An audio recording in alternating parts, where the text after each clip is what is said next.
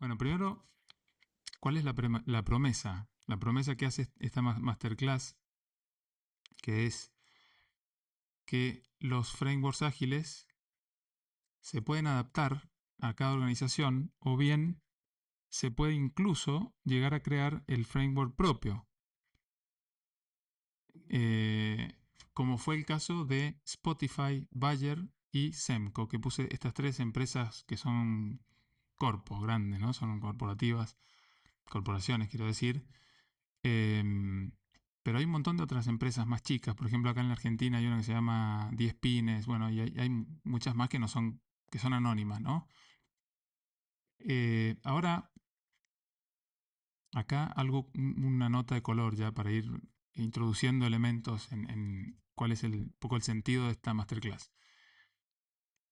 Hay empresas que al día de hoy todavía se regodean un poco diciendo que usan el modelo Spotify. ¿Sí? El modelo Spotify, que es un modelo de agilidad escalada que se llama, una agilidad adaptada a empresas, a corporaciones, a empresas que han crecido mucho, ¿no? Mucho, que tienen incluso sucursales en distintas partes del mundo.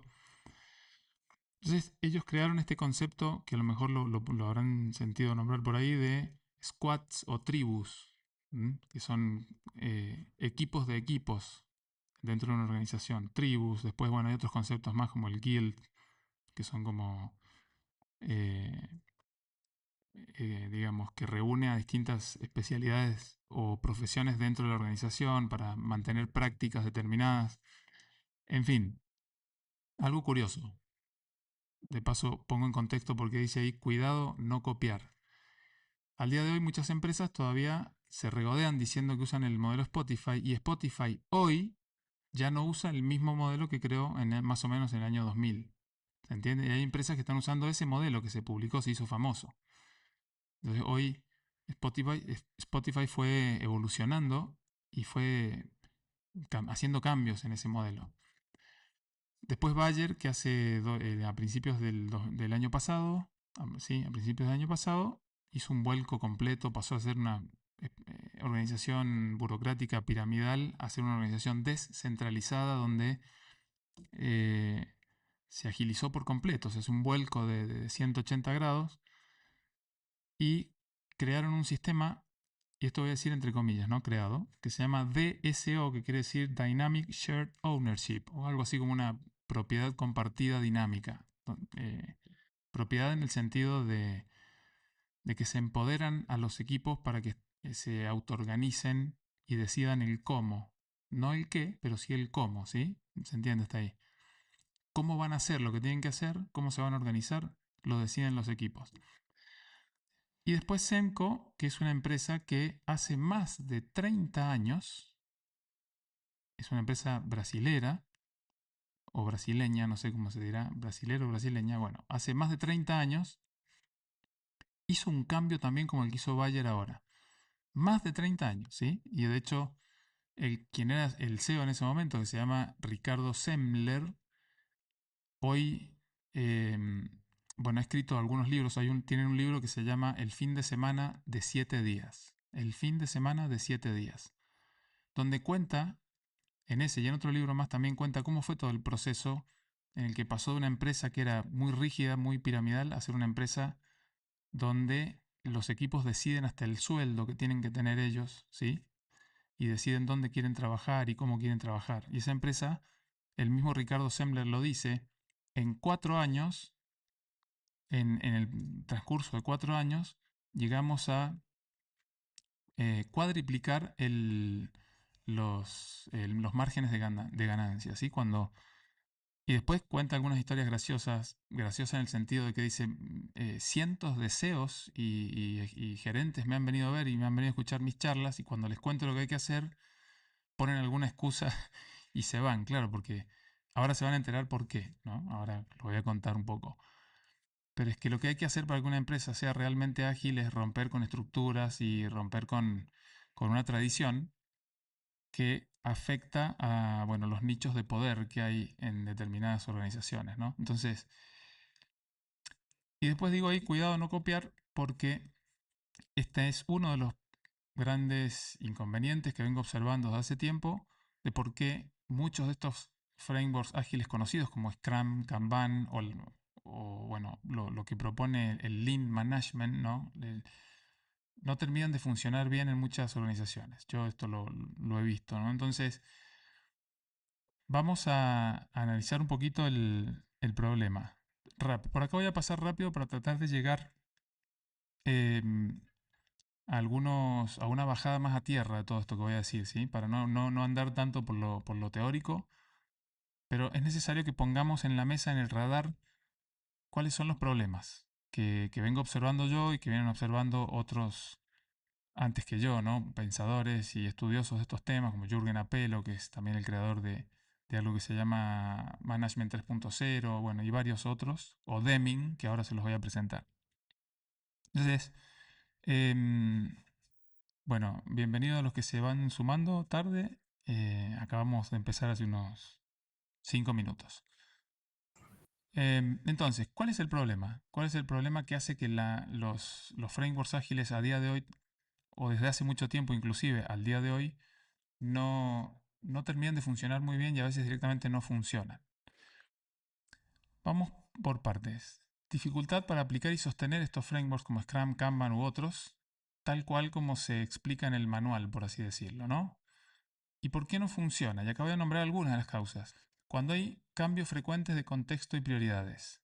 He escuchado a muchos equipos que intentaron aplicar y usar Scrum que no pueden llevar adelante la metodología porque les cambian los requisitos, los requerimientos, lo que hay que hacer se lo cambian en el medio de todo el proceso que establece Scrum. ¿Sí? No sé si conocen todos cómo funciona Scrum, pero Scrum plantea que hay que trabajar en cajitas de tiempo preestablecidas, por ejemplo, de 3 semanas, y en ciclos de 3 semanas o 2 semanas, y todo lo que el equipo planifica que va a hacer en esas 2 semanas no debe cambiar de ninguna manera para que garanticen que al final de esas 2 o 3 semanas, de ese ciclo, llamémosle así, puedan entregar un pedacito de lo que, de todo lo del todo, de ese todo que están armando, sea lo que sea. Esto nace para la industria del software, pero se puede aplicar para cualquier otra industria. Entonces van haciendo entregas parciales, pero la condición fundamental para que funcione es que durante esos ciclos no se cambie el plan que se estableció para ese ciclo, ¿sí? Sea de 2 semanas, 3 semanas y demás. Bueno, eso no lo pueden sostener en muchas organizaciones, porque el plan cambia todo el tiempo, porque viene un gerente o el project manager o alguien viene y dice, bueno, cambiemos, esto hay que hacerlo, esto no hay que hacerlo, esto hay que acelerarlo, esto, bueno, entonces hay cambio y los equipos se frustran, las personas se frustran porque hacen un plan y porque quieren usar la metodología tal como está en el manual y produce, bueno, malestar, ¿no? Y quejas. Desconocimiento del flujo de creación de valor. Todas las organizaciones existen porque crean valor, ¿verdad? De alguna manera crean valor y hay un beneficiario de ese valor. De eso hablé en la charla que comentaba Agustín recién, la otra vez. Eh, ¿Cuál es el valor que una organización crea y quién es el destinatario de ese valor? Pero para crear ese valor hay un flujo que incluso existen herramientas que permiten dibujar ese flujo, ¿no? Modelarlo y dibujarlo, ¿no? Herramientas como el BPMN, el Business Process Model Notation, que permite dibujar el modelo de negocio de la organización completo, de principio a fin.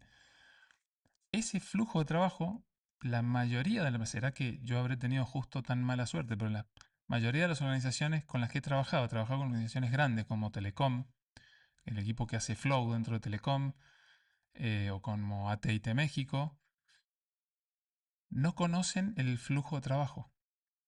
No lo tienen, o sea, lo conocen de manera intuitiva, ¿sí? Más o menos todos saben lo que tienen que hacer, dónde trabajan, qué rol tienen, cuál es su entrada, cuál es su salida, pero no está a la vista, no está mapeado, lo cual dificulta mucho entender cómo es todo el proceso completo y por ende se hace difícil entender dónde están las oportunidades de mejorar, dónde están los cuellos de botella, los puntos críticos y demás, ¿sí? Entonces se trabaja un poco como a ciegas.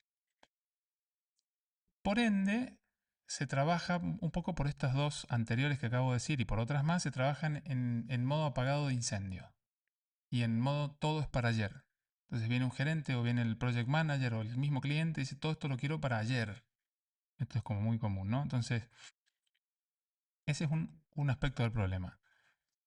con respecto al flujo de valor, que es lo que acabo de decir recién, acá la idea era ampliarlo un poco más, es que conocer el flujo de valor implica también saber o tener a la vista y mapeado qué necesidades atiende o satisface la organización, los destinatarios, bueno, esto es lo que ya mencioné recién.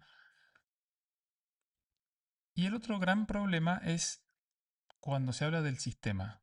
El sistema desde el punto de vista de la organización, porque podemos hablar del sistema que está dentro de la organización que crea valor, que ya lo vamos a poner acá a la vista. Pero cuando hablamos del sistema tenemos que hablar del sistema como un todo. Ese sistema como un todo, que es la organización en sí, ¿qué problemas tiene, digamos, ¿no? ¿Cómo es, qué tan burocrática es? Si tiene una verticalidad muy marcada, lo cual genera también burocracia, cuellos de botella y falta de apoyo real a la mejor organizacional. ¿Qué quiere decir esto? Que muchos mandos medios o incluso más arriba, directores, CEOs y demás, dicen que quieren que su organización sea ágil y que van a incorporar lo que haga falta, capacitar, incorporar metodologías y demás, pero después no lo sostienen, no lo apoyan. Incluso hay personas dentro de la organización a distintos niveles que incluso boicotean ese proyecto de agilidad, ¿no? Y después, cuando la organización está demasiado interesada, demasiado foco en el EBITDA, tenemos que decir que la organización ha perdido el rumbo, ¿sí? Y si bien ustedes me dirán, bueno, pero el EBITDA, la salud del EBITDA tiene que estar bien, ¿no? O sea, es decir, la empresa tiene que tener rentabilidad, tiene que poder pagar sueldos, sostener la estructura y demás. No tiene que perder el rumbo la empresa atendiendo solo a lo que pasa con el EBITDA, por así decirlo. Y esto lo he visto. ¿Sí? Podemos entender que estamos en un momento complejo donde no se sabe qué pasa con el dólar, que por ahí sube, después se baja, después las los bitcoins caen y después Trump dice algo por allá y impacta acá en los mercados. Digo, está todo eso cambiando, está muy revolucionado el mundo y es entendible que necesitemos ver la salud financiera de una organización, pero no es eso, no fue esa la razón de existir de la organización, ¿se entiende? No nació solo para tener una EBITDA y mirar el EBITDA. Lo tenemos que atender, tenemos que tomar medidas, pero no hay que perder de vista de ninguna manera cuál es el valor que esa organización entrega. Entonces, el otro problema, estoy enumerando los problemas que tenemos, ¿sí? De por qué la agilidad no funciona bajo la forma de frameworks ágiles en muchas empresas. Que esto lo he visto y lo he visto en la mayoría de las organizaciones. Entonces estoy enumerando los problemas, ¿no? Que decía, no hay apoyo real a la organización, se dice una cosa, se hace otra, se atiende demasiado cuestiones como el EBITDA, hay demasiada burocracia. Y el otro problema, se ha dogmatizado la agilidad en muchas organizaciones. Se ha dogmatizado, se ha departamentalizado. Es decir, hay departamentos, gerencias de agilidad. Y entonces está el gerente de agilidad, están el manager de los agile coaches dentro de una organización, ¿no? Y entonces, y eso ha producido que se dogmatice.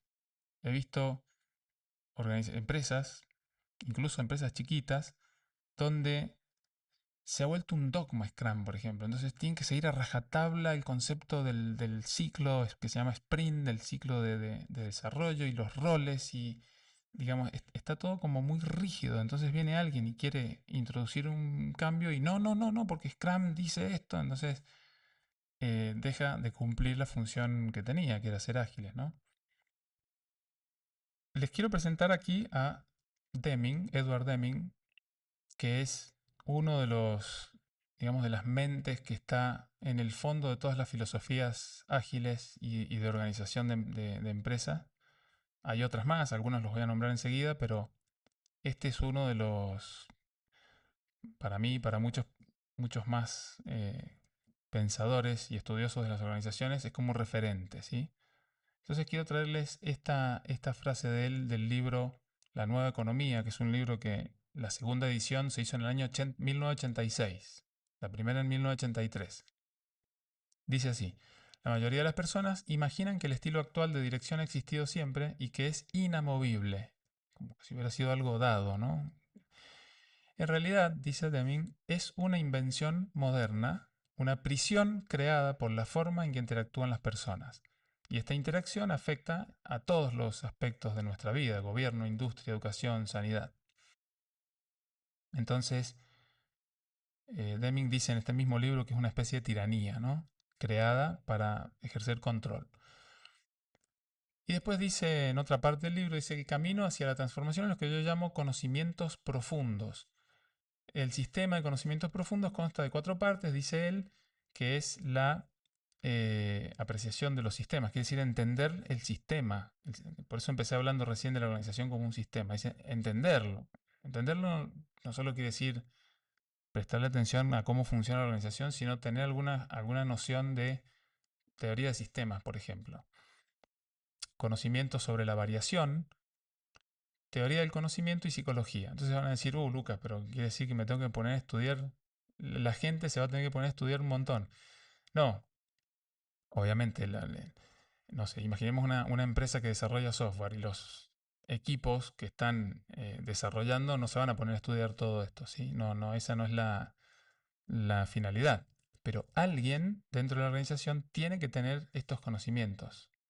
Si quiere si quiere tener ese rol y esa tarea dentro de una organización de ayudarle a la organización a ser ágil. ¿Me siguen hasta ahí? Desde hace varias décadas a esta parte es bastante fácil obtener certificaciones, ¿sí? Certificaciones como Scrum Master, como Kanban Practitioner, como en Enterprise Consulting, certificaciones. Entonces uno estudia y va y rinde. Hoy en día generalmente es online. Y la verdad, y esto lo he visto, no quiero ni voy a hablar mal de nadie, pero lamentablemente lo he visto. Tener una certificación y colgarse la chapita acá no garantiza que sepas lo que tenés que hacer. ¿Me siguen? No garantiza. Garantiza que aprobaste una certificación, pues pudiste haber estudiado de memoria y te salió bien, ¿sí? Lo he visto. Entonces, cuando Deming dice necesitamos estudiar, no solo ir a obtener una chapa, ¿no? A decir soy Scrum Master o soy eh, Enterprise Consultant no sé cuánto, ¿sí? Entonces, apreciar los sistemas, tener conocimientos de cómo funcionan los sistemas, teorías de restricciones, etcétera, ¿no? Conocimiento sobre la variación quiere decir, tenemos que entender varias cosas, ¿no? Tenemos que entender cómo funciona esto de la variabilidad, la variación, los cambios, eh, la vida y el universo y la naturaleza, todo es así, ¿verdad? No es lineal y completamente predecible. Entonces acá la pregunta es por qué tantas organizaciones insisten con hacer el plan a 6 años o a 4 años, ¿no? O hacer la- el planeamiento, que es esta época del año, sabrán muchos de ustedes, ¿no? En septiembre, octubre se hace el plan económico para el financiero para el próximo año. Y entonces presionan con eso, mortifican con eso, como si fuera, hay que sacar la bola de cristal, ¿no? Y predecir qué es lo que va a pasar como si todo fuera lineal. Y menos, hoy en día menos. No hay tal linealidad ni tal predictibilidad. Entonces dirán, bueno, sí, pero un plan tenemos que tener, algo hay que hacer, sí, bueno, pero un plan, como diría Eisenhower, un plan no es nada, planificar es todo. Lo que tenemos que tener es la capacidad de planificar, pero no atarnos a planes rígidos. Por eso Deming dice acá conocimiento sobre la variación y otros más, ¿no? Entonces, de nuevo, no es que toda la gente en la organización tenga que saber todo esto porque no sería una tontera, ¿verdad? Pero tiene que haber alguien adentro que tenga todos estos conocimientos para poder ayudar de manera efectiva y eficaz a la organización a ser ágil y a mantener esa agilidad y adaptabilidad y flexibilidad, y sobre todo en estos tiempos. Bien, hasta acá vamos bien. ¿Quieren hacer una pregunta? Yo tengo una pregunta para hacerte. Sí, Agustín, Porque adelante. lo que yo veo, a lo mejor me estoy adelantando un poco, pero lo que yo veo en este intento de aplicar metodologías ágiles, sobre todo con empresas metalmecánicas, que las empresas de software arrancaron hace 40 años, las metalmecánicas arrancaron en la revolución industrial. El pensamiento sigue siendo muchas veces de aquella época. Entonces, justamente esto que vos planteás, ellos lo ven como input-output. Lo que pasa adentro no le importa a nadie. y todo es para ayer y todo. Entonces, es una máquina donde eso, meto cierta información, sale el producto terminado. Lo que sucede adentro, cómo sucede muchas veces, en algunos casos funciona, pero no siempre, por eso el planteo, yo que lo he visto en oficinas de ingeniería, a veces tenés, en un mismo día atacás 3 proyectos distintos y al día siguiente otros 3. Entonces vos decís, ¿cómo tengo un framework con esta forma de pensar? Y de ahí empezar a revisar los diferentes escalones de la jerarquía y la forma de pensar es siempre la misma. Entonces, me parece súper interesante esto que decís porque al mismo tiempo que habla de la psicología, porque también es ir a revisarse profundamente uno mismo y cada uno de los integrantes del equipo. Entonces, hasta a veces puede ser más complicado en ese sentido. En cambio, los del software lo tienen incorporado porque ya entraron con eso, digamos. Entonces, cambió la cabeza mucho más fácil. Así es, Agus. Muchas gracias por lo que traes.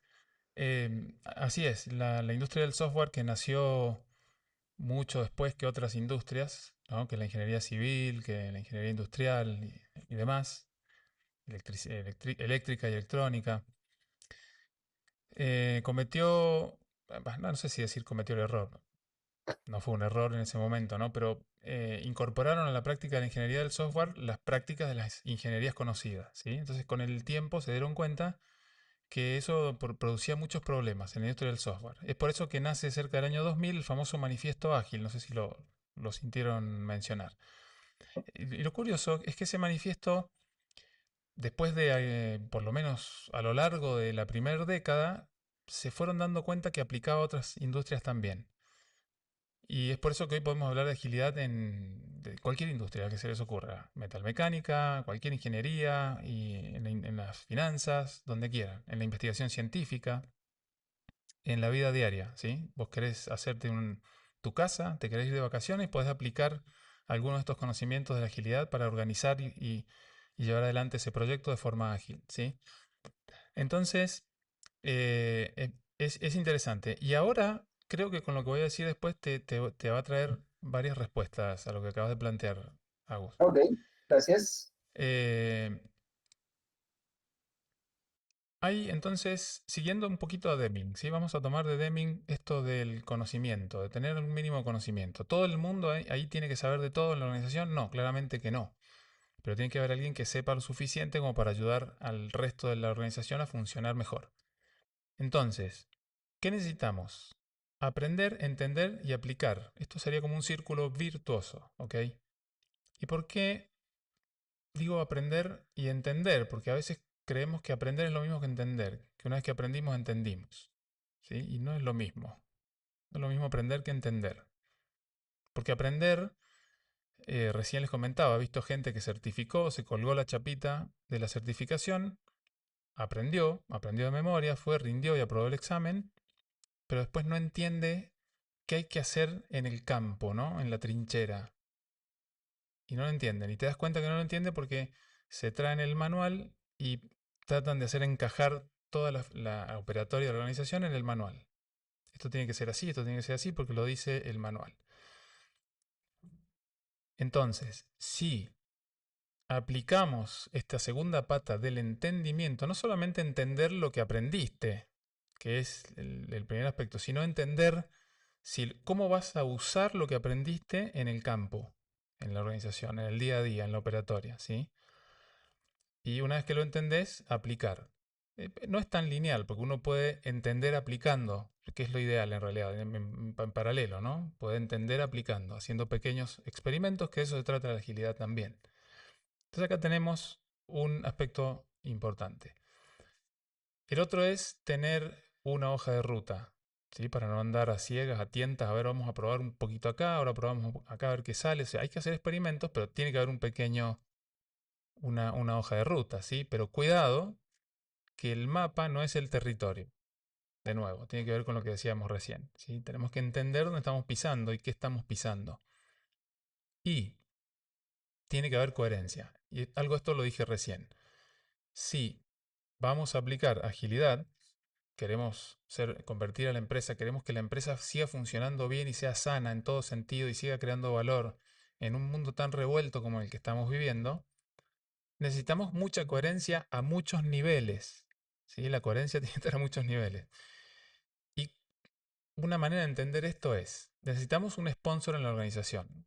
Y hace poco se hizo acá en Mendoza, hace poco fue en agosto, creo, en agosto, se hizo la reunión, el meetup de Ágiles Argentina, que se hace en distintas provincias. Este año le tocó a Mendoza. Y entonces se hizo con un formato que se llama Open Space. No sé si lo conocen. Es un formato donde no hay agenda previa.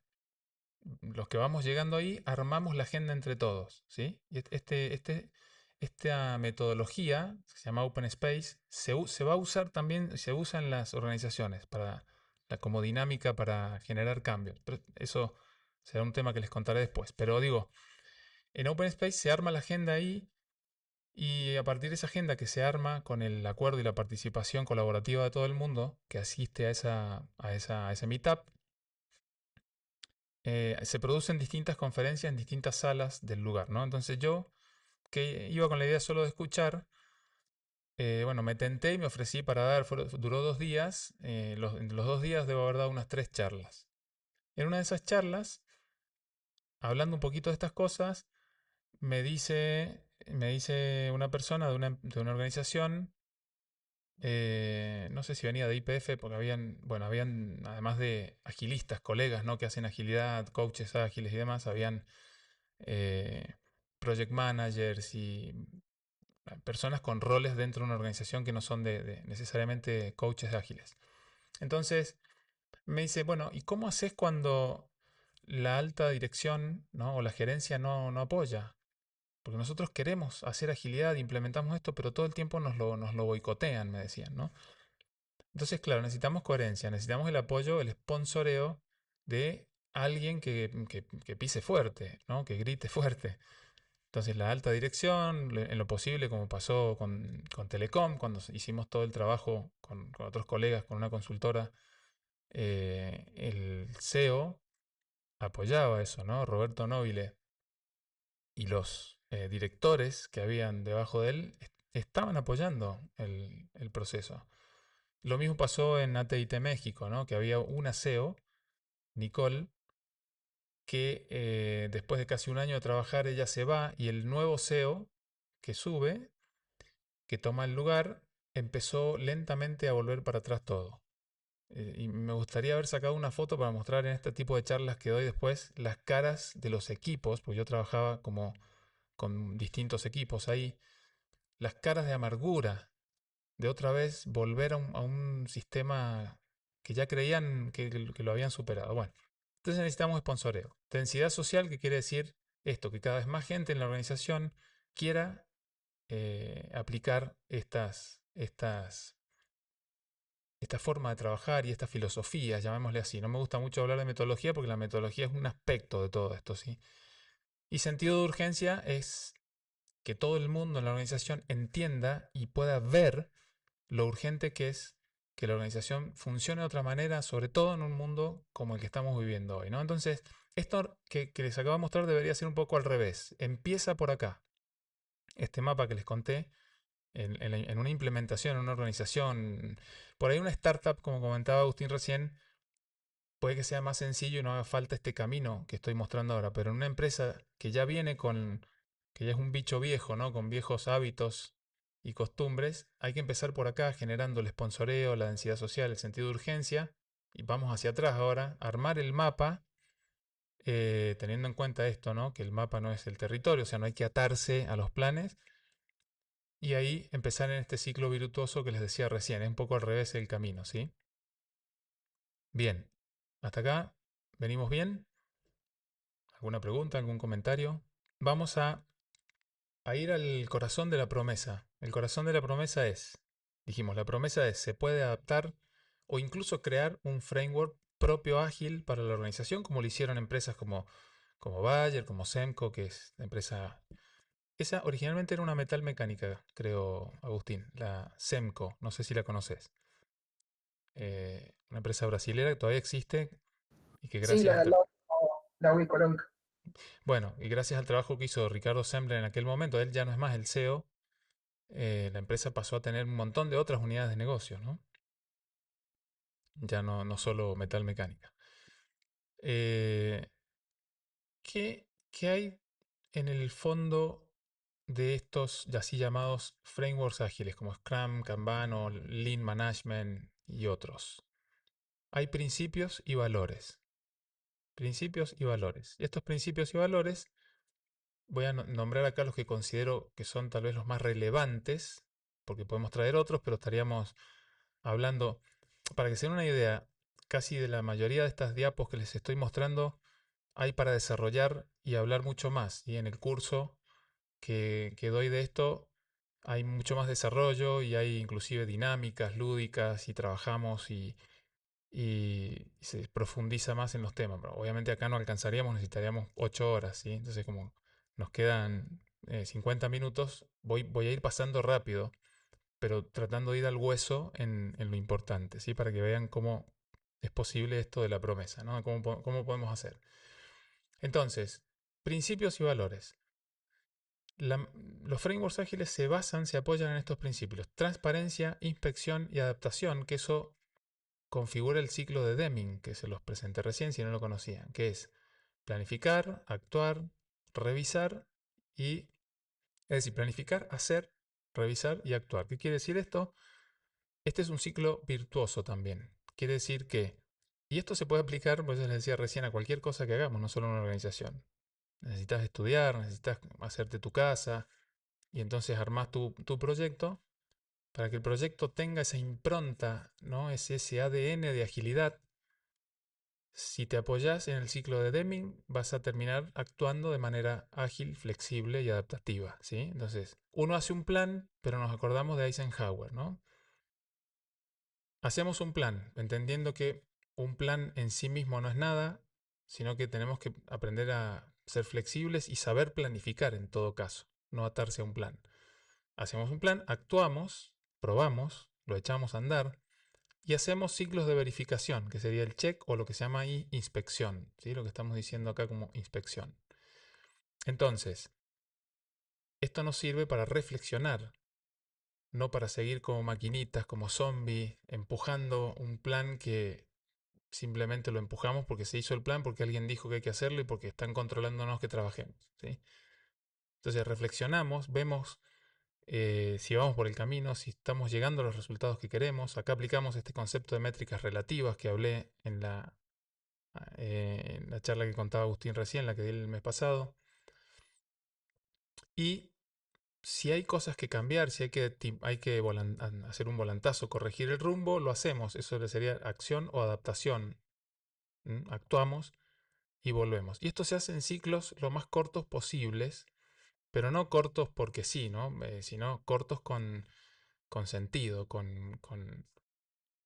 que sea relevante, con tiempos cortos. Pero ahora les voy a contar un poquito más.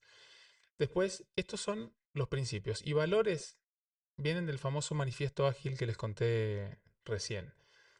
Personas e interacciones quiere decir que es más importante las relaciones, el conversar, el entender y el organizarse, el autoorganizarse, que seguir un plan rígido, que seguir un mandato, que seguir bajadas de línea, ¿sí? Que querer controlar, como les gusta a muchos managers, el control, la ilusión del control. Entonces, es más importante las interacciones y entender de qué manera interaccionamos las personas. Hay distintas maneras, hay estructuras formales, estructuras informales y estructuras que crean valor. En una organización se pueden tipificar e identificar estas tres seguro. La estructura informal son las relaciones informales, con quién voy y hablo yo en una organización cuando tengo un problema, sin seguir el organigrama. Después está la estructura formal, que es la estructura jerárquica y la que se plasma en un organigrama. Eh, y la estructura que crea valor, que son los equipos que hacen lo que tienen que hacer, ¿verdad? Para que salga algo al final del día. Entonces, colaboración, eso no hay mucho que hablar, creo que ya se autoexplica, pero acá hay que tener en cuenta que la colaboración tiene tres puntas, llamémosle. Una punta es la colaboración interna entre los entre todas las personas dentro de la organización, no solo entre los equipos que están construyendo algo, ¿sí? Es decir, todo, la colaboración tiene que venir desde el CEO hasta la última persona que hace lo más aparentemente sencillo en una organización. Eh, y respuesta al cambio, que quiere decir flexibilidad. Y esto es algo que he visto también hasta, bueno, incontables veces. Cuando se hace el plan y la gente se atiene, se agarra a ese plan y hay que hacer modificaciones, vienen las quejas. Quejas. Por distintas razones, ¿no? Porque pareciera que cuesta mucho, una vez que uno agarró envión para hacer algo, tener que parar, cambiar, hacer otra cosa. Pero vivimos en un mundo que está cambiando cada vez más rápido, ¿no? Entonces, si no tenemos esta capacidad de ser flexibles y de ser adaptativos, ya estamos en un problema, ¿sí? Entonces, yo podría decirles, acá termina la masterclass, porque acabo de darles la receta, los ingredientes fundamentales. Y tranquilamente podría decir eso. Con esto, si ustedes aplican transparencia, inspección y adaptación, ciclo de Deming, teniendo en cuenta personas, interacciones, producto funcionando, no hablé de eso, ahora les cuento, colaboración genuina entre todos los involucrados en un proceso que incluye los proveedores, incluye también al cliente. Y si tenemos o digamos nos entrenamos para ser flexibles y adaptativos, listo, tienen todo lo que necesitan, todos los ingredientes pueden crear el framework ágil. Yo podría terminar acá. De hecho, estos cursos y talleres los he dado, los vengo dando hace más de 10 años, ¿sí? Entonces, la mayoría de las veces digo esto y se me quedan mirando, ¿no? Y realmente podrían con esto tener el propio framework funcionando. Pero en la realidad no pasa. Ahora vamos a ver por qué. ¿Qué está haciendo falta acá? Pero con esto alcanza, ¿eh? Este es el ingrediente base, los ingredientes base. ¿Hasta acá alguna pregunta? No sabría bien cómo llevarlo a cabo, pero te creo. ¿Por dónde arrancarían? Tal vez yo arrancaría por lo que está funcionando, por el producto funcionando, en una de esas para entender qué es lo que estamos haciendo bien y, y empezar a analizar qué es lo que hay que cambiar. Bien, eso es un principio que está ya en Kanban, ¿sí? Kanban dice, empezá por donde estás. No cambies nada por cambiar. Empezá por donde Claro, estás para hacer cambio. exacto. Así que vamos bien. A ver, Diego, no sé si estará por ahí, nos está escuchando o no puede hablar. Y también esto que decías vos del mapeo justamente de personas e interacciones, entiendo que es clave. Totalmente, absolutamente. Sí, bueno, hola a todos. ¿Cómo va? Eh, yo empezaría por convencer a los que tienen que llevarlo a cabo, básicamente. Convencer en el buen sentido, ¿no? Claro, sí, sí, sí, sí. Bien, y eso también es cierto, sí, sí. Eh, y de eso se trata, cuando yo decía recién, no es suficiente con ir y tener la chapita en la certificación, ¿no? Porque eso no te da todas las herramientas que necesitas para ir y sentarte con un CEO o con un director y ayudarle a entender, porque no tenés que vender, en un punto sí, ¿no? Uno tiene que venderlo, pero no en el sentido de lucrativo del asunto, sino es ayudarle a entender por qué razón va a ser altamente beneficioso meterse en este proceso, ¿no? De hacer que la organización sea más ágil. Ujú. Y por ahí empezar con, o sea, al CEO o al que fuera, hacerle entregables, aunque sea de productos más chiquitos o de partes de productos, y que note la diferencia. O sea, porque a lo que le interesa a los dueños de las empresas es que las cosas funcionen, básicamente. No les interesa necesariamente cómo. Mm. Bueno, está bueno lo que traes, Diego. Gracias. Ahora vamos a hablar un poquito de eso. Sí, sí, sí, sí, es producto funcionando. Pero acá traes algo interesante y es, imagínate que el producto funcionando, construimos vehículos. Y entonces, en un momento, por alguna razón determinada, yo tengo el motor funcionando. Y tenemos que recordar que el destinatario, más allá que uno dice, la empresa quiere, la organización quiere tal cosa, en realidad el que quiere, no tenemos que perder de vista esto, es un cliente allá afuera. ¿Sí? Ustedes van a decir, bueno, sí, pero el gerente, el director, el manager viene y nos dice y nos pide y nos pone el plan y qué sé yo. Pero no olvidemos, esa es una manera de funcionar que tienen las organizaciones, pero no olvidemos que el destino final está allá afuera.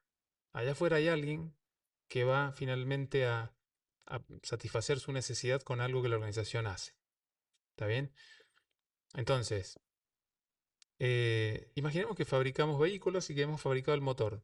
Y dijimos, bueno, imaginemos que por alguna razón era rápido fabricar el motor, lo sacamos y dijimos, mira, en una semana tengo este motor y funciona, mira, le das arranque, ¡brum! Y arranca el motor y queda andando ahí. Pero ¿a quién le sirve eso?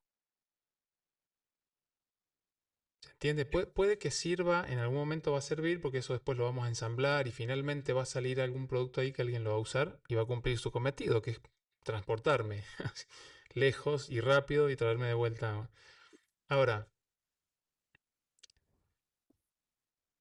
ese no es el concepto de producto funcionando. Que yo tenga un motor ahí solo, que no hace más nada que funcionar y solamente a lo mejor transmitir la credibilidad de que vamos por el camino y que algo ya está hecho, no ayuda, no ayuda mucho. Si yo tengo que voy a decir algo un poco burdo ahora, pero después podemos buscar ejemplos más reales, ¿sí? Si la necesidad que nosotros satisfacemos es la necesidad de transportarse de una persona, de tener un vehículo, sería, de nuevo, voy a decir una pavada, sí, pero la he puesto mucho de ejemplo y por ahí ayuda a entender. Sería, si prestamos atención a la necesidad que hay que satisfacer, sería mejor que le fabrique un monopatín o una bicicleta mientras sigo fabricando lo otro que va a ser más favorable, más efectivo, más rápido, más potente, ¿sí? De nuevo, es burdo el ejemplo, pero quiero que se entienda, que quede bien. Y esto lo voy a contar rápido con un ejemplo. Trabajando para ISAM, Aguas Mendocinas, hace varios años, había que hacer un desarrollo de unos de los lectores para las personas que van midiendo el caudal, ¿no? Y tomando nota del consumo. Eh, bueno, Gustavo, dale, gracias. Em, había que hacer un sistema para que fuera aprovechar las tecnologías nuevas, ¿no? Ir con una tablet y de manera remota cargar los datos que ya impacten la base de datos central. Porque hasta ese momento, y no sé si se lo seguirán haciendo así, porque yo después me fui de ese proyecto, hasta ese momento lo que hacían es levantarlo a mano con los lectores que tenían antiguos, llegaban con esos datos, los descargaban en una computadora y después eso había que procesarlo con los sistemas que ya estaban ahí on-premise, como se dice, que estaban instalados ahí en el centro de cómputos. Entonces, claro, esto iba a agilizar mucho el trabajo, ¿no? Imagínense que directamente ahora con la tablet entran el dato y ya queda en la base de datos central y procesado la información. Entonces, los equipos que empezaron a trabajar empezaron construyendo todo lo que es la parte de creación de usuarios, de los usuarios que iban a usar la aplicación, con la validación de sus credenciales y demás. Entonces, cuando termina ese primer ciclo de trabajo, lo primero que les dije es, pongan atención qué es lo más difícil de todo lo que hay que hacer acá y que va a agregar valor, que un gerente quiere ya saber si va a funcionar o no. Y había un gerente ahí medio complicado, ¿sí? De carácter fuerte. ¿Para qué le sirve hoy a este gerente ver que podés poner tu nombre y tu usuario y entrar a una aplicación que no hace nada? ¿Para qué le sirve? No, bueno, pero ya estamos avanzando, ya empezamos a construir y podemos mostrar avance, ¿sí? Ok, hagamos este ejercicio, les dije. Piensen de todo el trabajo que tienen que hacer, ¿cuál es la parte más desafiante y complicada? ¿Cuál es la parte que hoy representa desafíos técnicos, desafíos de conocimiento, desafíos de todo tipo? Y dijeron, mirá, tenemos dos desafíos. Primero, ver cómo hacemos para que conectarnos de manera remota y que los datos que vamos a mandar impacten en la base de datos central. Me siguen con lo que estoy diciendo, ¿verdad? Porque por ahí uso lenguaje muy técnico, ¿se entiende? Imagínense con una tablet, tienen que cargar un dato y ese dato por internet, a través de la nube, como se dice, tenía que llegar a la base de datos central en ISAM. ¿Me siguen? Entonces, ¿qué pasó? Ellos me dijeron, ahí tenemos un problema y después, bueno, todos los problemas relacionados con esas instancias donde hay que conectarse a un punto, después al otro y demás. Digo, por qué no se centran en trabajar en eso cuanto antes? Trabajen en eso, hagan un prototipo o un modelo experimental que pruebe eso que es lo más desafiante, lo que va a representar la mayor cantidad de problemas. Y eso le mostramos al gerente para que el gerente vea que sí se puede y se entusiasme y quiera seguir apoyando el proyecto. ¿Para qué le sirve entrar? ¿Se entiende? Entonces, obviamente en los siguientes ciclos de trabajo se centraron en eso y se pudieron concentrar en lo que realmente importa. Eso agrega valor, a eso le llamamos agregar valor. Porque estamos yendo a atacar lo que realmente eh, va a representar un problema y nos va a llevar rápido a sacar conclusiones y a entender qué hay que hacer, qué no hay que hacer, a sortear lo más difícil, mostrar que funciona y que se puede. Lo demás ya lo saben hacer. Ellos ya lo sabían hacer un formulario de alta de personas con contraseña, además, es lo más fácil del mundo. Que yo lo digo como, yo vengo del mundo del desarrollo de software, ¿sí? Pero quiero tratar de transmitir este ejemplo. No se trata de sacar trabajo, de mostrar avance. Se trata de ir al grano, al hueso de lo que agrega valor, mostrar que ya empiece en lo posible a entregar, a satisfacer una necesidad y después vamos completando lo que falta, mejorándolo de manera iterativa. ¿Me siguen hasta ahí, verdad? Sí. Bien, entonces, vamos a acá voy a ir un poquito más rápido, pero cuando yo les decía recién, ¿qué pasa cuando yo digo acá, con los que les acabo de mostrar acá, ya tienen para armar un framework ágil? Y en general no pasa, hay que desarrollarlo, esto hay que trabajar varias cosas más. De esas cosas más que hay que trabajar, tenemos que entender el sistema, que ya lo mencioné un poquito cuando empecé la charla. ¿Qué es para ustedes el sistema? ¿Cómo lo definirían? ¿Qué características dirían? ¿No? Hablando de la organización como sistema, ¿qué componentes identificarían? Los que se llaman los stakeholders, que son los interesados finalmente en el producto. Ujú. A ver, ¿qué más? Mencionen así al azar lo que se les ocurra.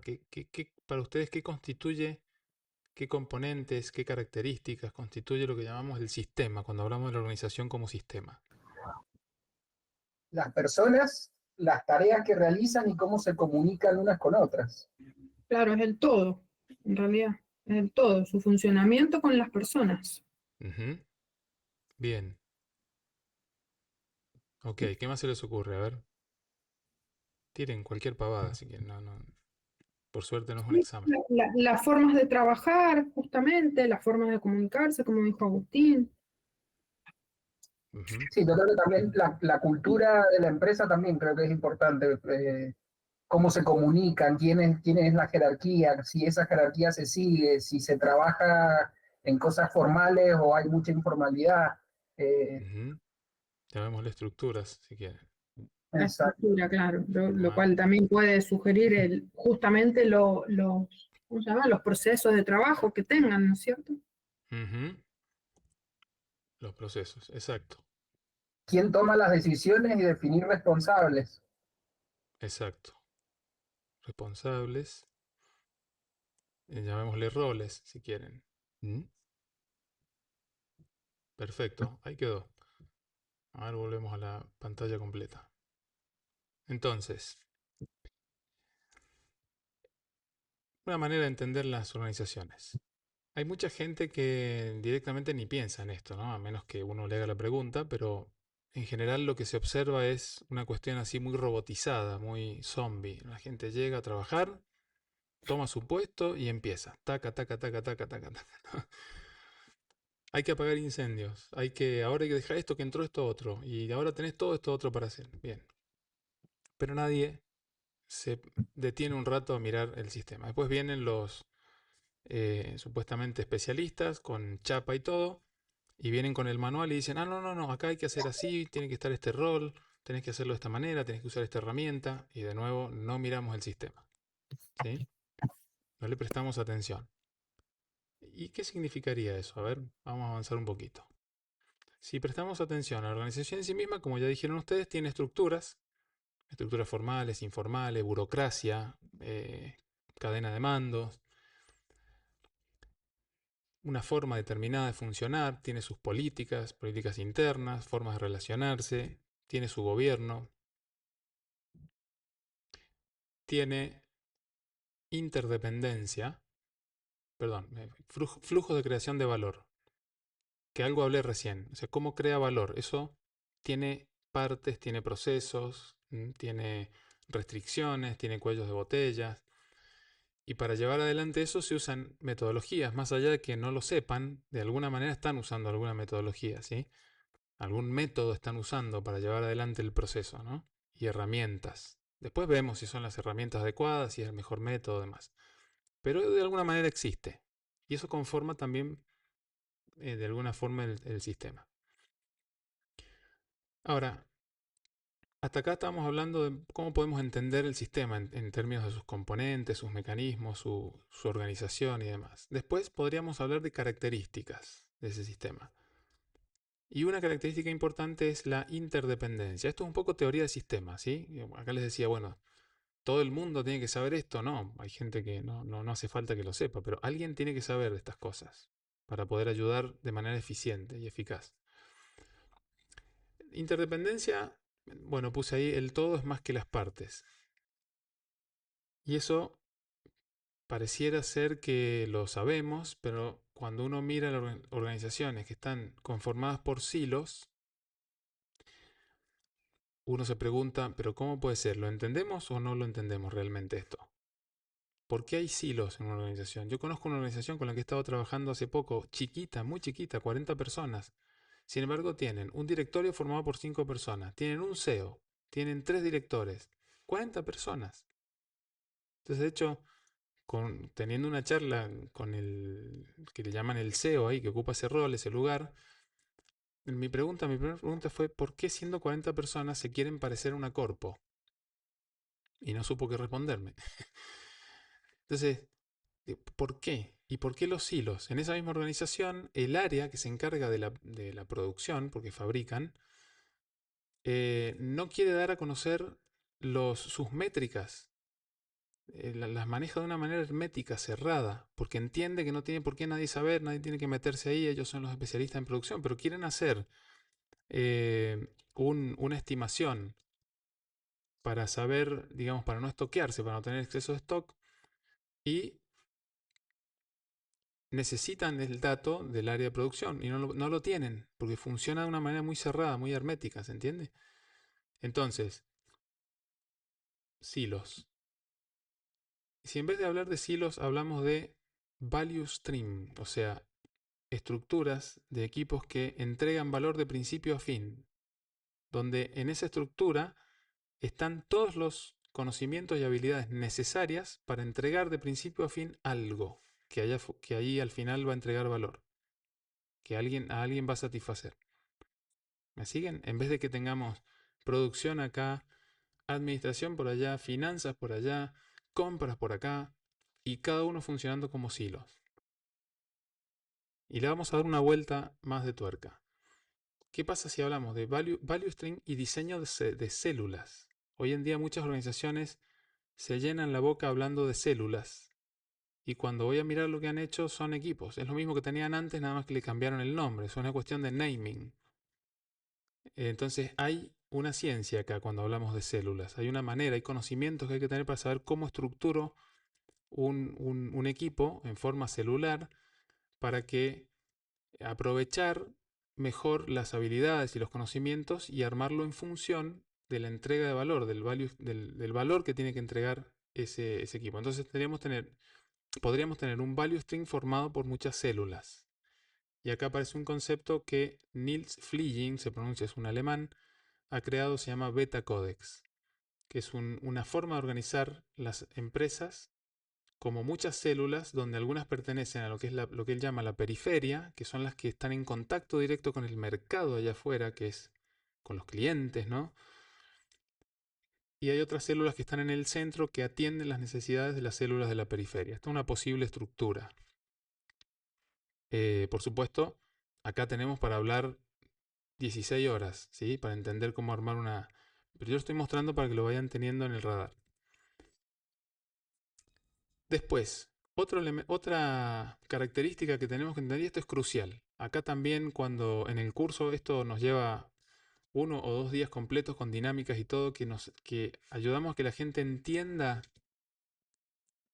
las características del ecosistema en el que trabaja y las características de lo que hace, en términos de si tiene un comportamiento lineal o no lineal, si es determinístico o no determinístico. Recién Agustín planteaba la industria metalmecánica, la ingeniería civil, por ahí uno podría pensar que es un contexto más bien determinístico, ¿no? Donde hay mucho cálculo que pareciera ser lineal, y hay otras áreas, como no sé, la investigación científica, donde no podemos decir, a ese nivel no podemos decir lo mismo, ¿sí? No es determinístico, no es lineal, hay mucho desconocimiento, hay que experimentar, probar, sacar conclusiones y recién ahí entender relaciones de causa-efecto, por ejemplo, ¿no? ¿Qué hace que algo se comporte de una manera? ¿Cómo podemos hacer para modificarlo? ¿Me siguen hasta ahí? Y esto es crucial porque una vez, bueno, una vez no, en realidad varias veces, pero siempre me acuerdo de la primera, uno siempre acuerda de las primeras veces de algo, ¿no? Que trabajé con esto en una organización grande que estaban usando Scrum y me decían que no podían nunca usarlo porque tenían mucho cambio de las tareas, urgencias que atender, y entonces se les hacía muy difícil cumplir con todo lo que la metodología Scrum prescribe que hay que hacer. Entonces nos pusimos a trabajar con esta matriz que se llama la matriz Canefin, se pronuncia, un término galés que quiere decir algo así como hábitat o lugar al que uno pertenece. Y es un concepto que ha creado Dave Snowden, ¿sí? No es nuevo, esto tiene ya varias décadas. Entonces, trabajando en esto, les ayudé a entender, hicimos una serie de dinámicas donde tenían que entender en cuáles de los cuadrantes, simple, complicado, complejo, caótico, ubicaba el tipo el dominio del problema que ellos atendían, ¿sí? A lo que ellos se dedicaban y la operatoria y demás.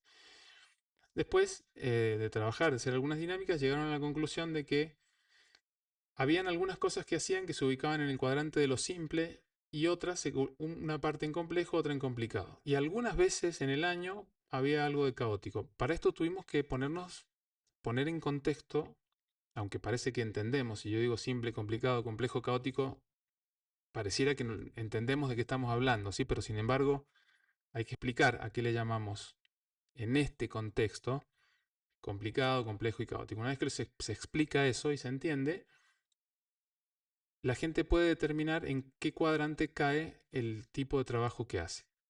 Una vez que se descubre eso, es mucho más fácil decidir si vamos a usar una metodología más parecida a Kanban, y noten que digo más parecida, no Kanban directamente o Scrum, sino digo más parecida a Kanban o más parecida a Scrum. Depende de en qué cuadrante se ubique la o las actividades que hacemos. ¿Me siguen hasta acá? ¿Vamos bien? Sí, sí, perfecto, yo te sigo. Me pareció interesantísimo esto que acaba de plantear de Cinefin. Esto es crucial, ¿sí? Esto es crucial. O sea, que puedan entender esto es central.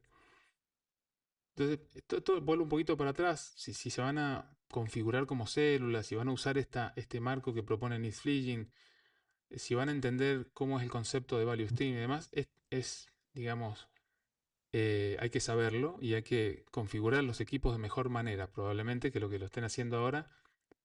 Pero entender esto, la naturaleza, el grado de complejidad, si es lineal, no lineal, determinístico, no determinístico, es fundamental para poder decidir Entonces, vamos juntando un poquito. Más temprano les dije, en la diapo de recién, les decía, si yo termino la conferencia acá, con esto les debería alcanzar, ¿se acuerdan?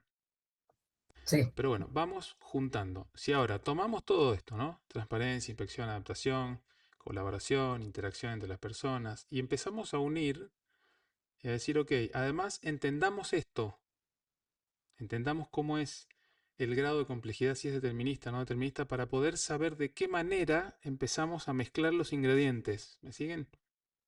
Vamos a poder arribar a una conclusión más cercana a lo que mejor nos puede ayudar. Sí, a lo mejor Scrum como está o Kanban como está sirve. A lo mejor tenemos que hacer algunas adaptaciones, a lo mejor tenemos que crear algo, pero basado en todo esto, pero con un entendimiento de por qué y para qué, no al azar, ¿no? Y el otro concepto que es clave acá, y esto cuesta todavía mucho en muchas organizaciones, es el concepto de autoorganización, descentralización y autonomía. ¿Qué quiere decir esto? Que se empiezan a romper los hilos, se empiezan a romper las burocracias. Y acá, bueno, este es un punto donde tenemos algún problema, donde más de un mando medio, algún director se puede quejar, porque esto implica que pierdan un poco su lugar de poder, de supuesto control.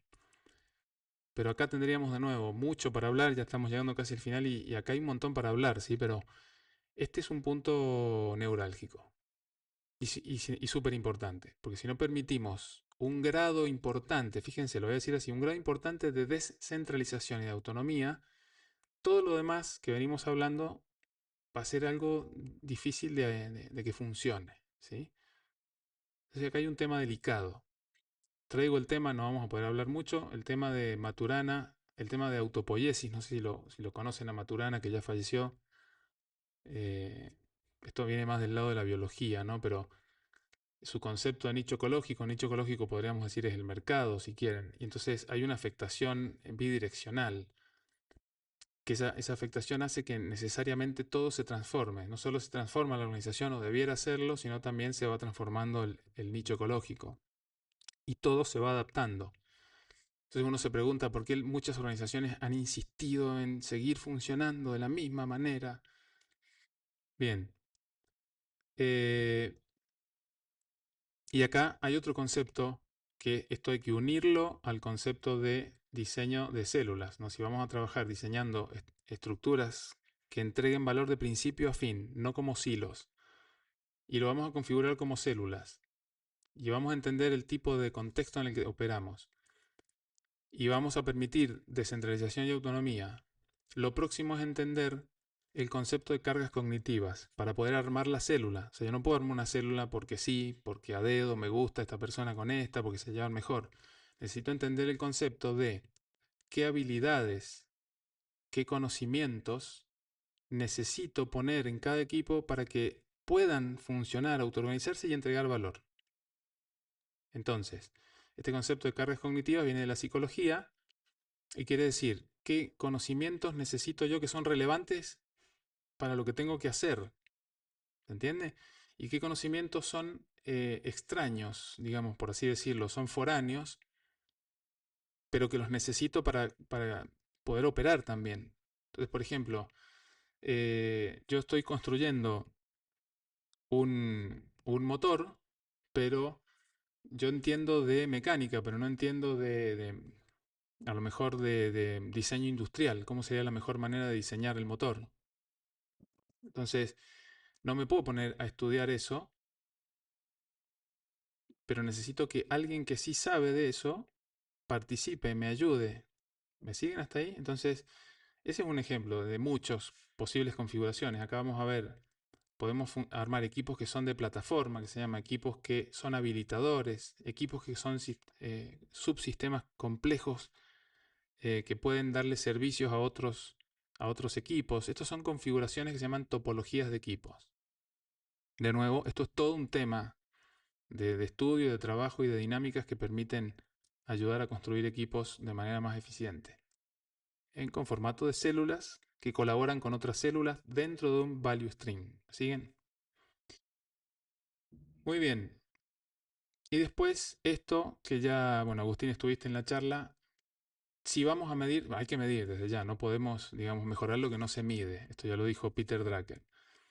Ahora, el tema es que necesitamos cambiar la manera en que medimos, en las organizaciones por lo menos, ¿sí? Y este concepto de, primero, entender cuál es el valor que agrega una organización, entender qué necesidades satisface, y después, qué métricas específicas nos van a ayudar a entender si estamos llegando a ese valor, a satisfacer esa necesidad.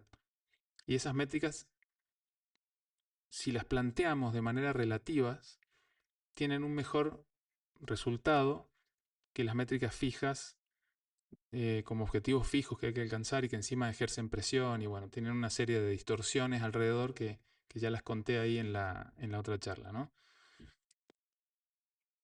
Esto algo mencioné recién, no voy a profundizar. Necesitamos entender el flujo de valor. Hay que mapearlo. Hay que decir, bueno, este es el valor que entrega la organización y todo este es el proceso. Y eso tiene que estar visible. No lo he visto en ningún lado. O sea, lo he visto después que hemos hecho una intervención y hemos ayudado a que esto se construya, pero es muy difícil que las organizaciones tengan a vista, a mano, el mapa, el proceso de creación de valor.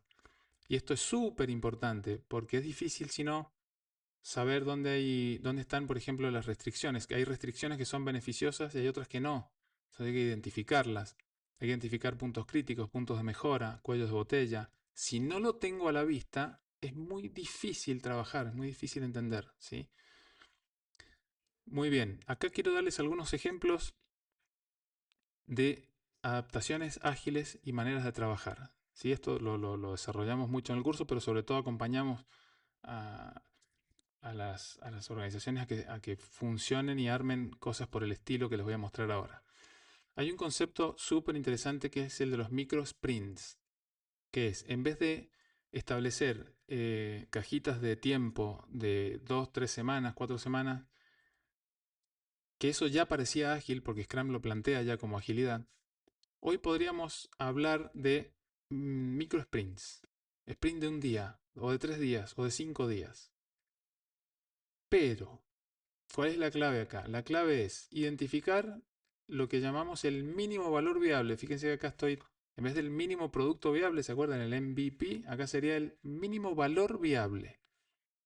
Esto que les comentaba recién que hice con este equipo en AISAM.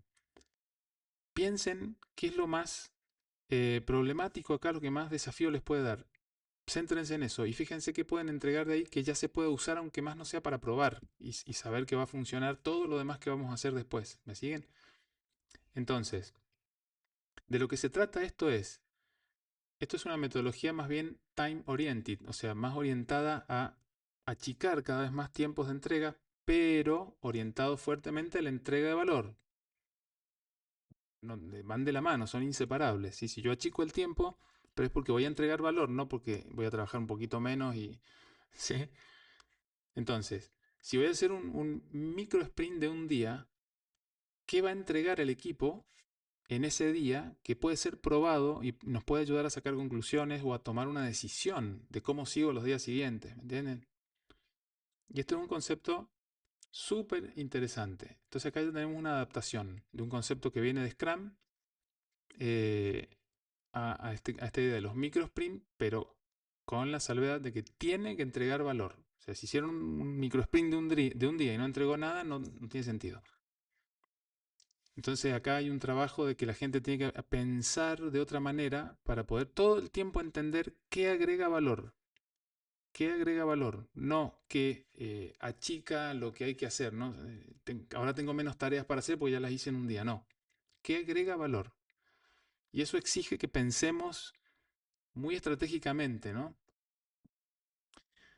Acá tiene una configuración que se llama Dual Track. Mientras una parte del equipo trabaja más, fíjense que puse Kanban-like, no puse Kanban, sino más parecido a Kanban, que quiere decir que está más orientado a la entrega de valor a demanda. ¿Sí? Está constantemente tirado por un cliente que está pidiendo cosas todo el tiempo. Mientras que otra parte del equipo, u otro equipo, trabaja con micro sprints, que está más orientado a la entrega mínima de valor viable. Ya no es a demanda, ¿sí? O sea, se está tomando tiempos variables de trabajo para poder diseñar algo que se puede ir entregando. El otro entrega demanda.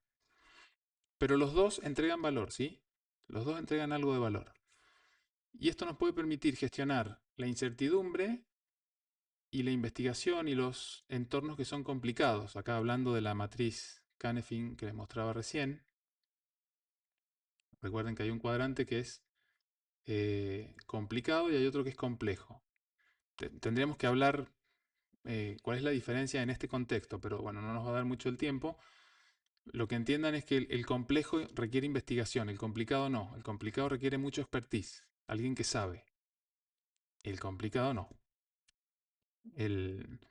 Entonces, todos están fuertemente orientados a entrega de valor, mientras que hay uno que está orientado a la urgencia, al delivery constante, a la entrega constante y a lo que es más bien predecible. ¿Sí? Entonces, esta es otra configuración. Pero hay otra configuración interesante que se llama track switching. Fíjense, esta se llama dual track porque en paralelo un equipo trabaja de una manera y el otro trabaja de otra.